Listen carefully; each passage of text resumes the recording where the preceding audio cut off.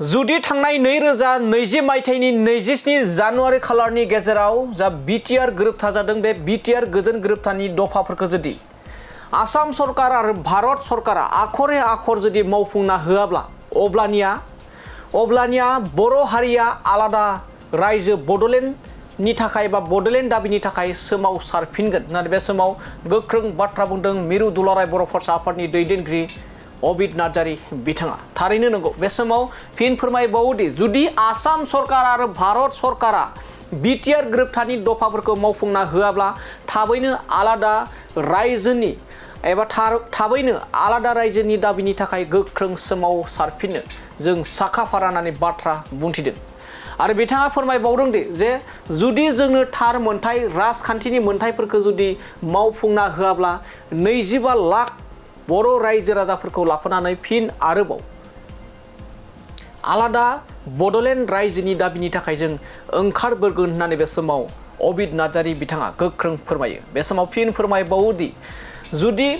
आसाम सरकार आरो भारत सरकारा बिटिआर गोरोबथानि दफाफोरखौ गोख्रै मावफुंना होआब्ला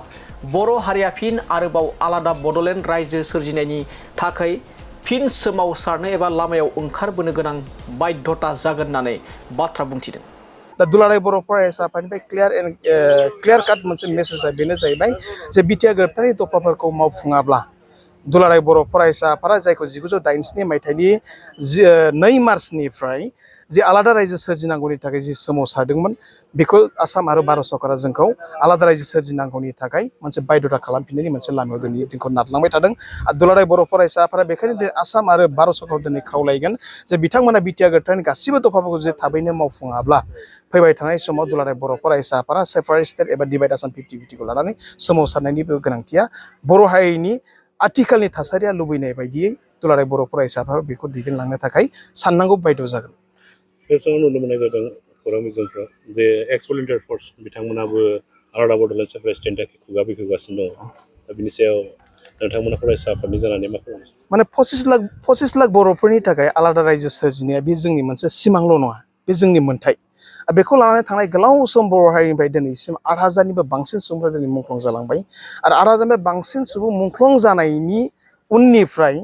बै मुंख्लंफ्रा जायखौ जोंखौ दाबो थिनो आरो मुंख्लंफोरनि बै समनि सेक्रिफाइस बिहोमा होलांनाया जोंनि थैखौ दाबो गुदुं खालामो। दा बेखायनो जि नोंथाङा जाय बाथ्राफोरखौ बुंदों जे भलुन्टियार्स फर्सल' नङा, जे बियो फैबाय थानाय समाव सरकारा जुदि जोंनो जास्टिस होआबा, फैबाय थानाय समाव सरकारा जुदि बिटिआर गोरोबथानि दफाफोरखौ मावफुंनानै होआब्ला, फैबाय थानाय समाव राजखान्थियारि मोनथायफोरखौ जुदि जोंनो होनांगौ बायदियै संबिधानारि मोनथायखौ बिथा खालामनानै जुदि होआब्ला बे भलुन्टियार्स फर्सल' नङा, बे बर' हारिनि 25 लाख बर'फोरा बुहुमनि जेरावखि थाया मानो बे दिनै सोमावसारनायाव बाहागो लाफिननो थाखाय जोबोद रोखा।